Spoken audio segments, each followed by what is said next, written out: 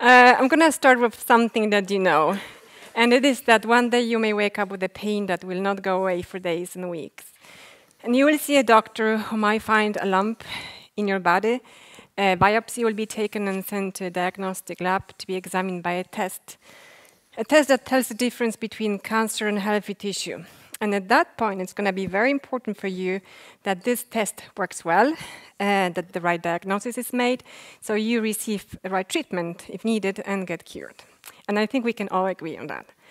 What you may not know is that the main component of that test, called an antibody, is very difficult to produce and validate, and very often underperforms.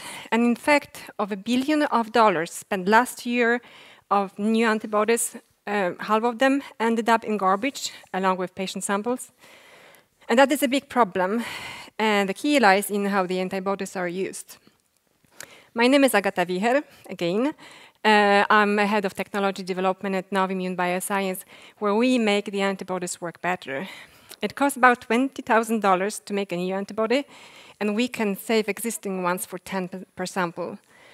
The tests that we provide are designed to recover poorly performing antibodies with the highest specificity on the market that will allow the right diagnosis.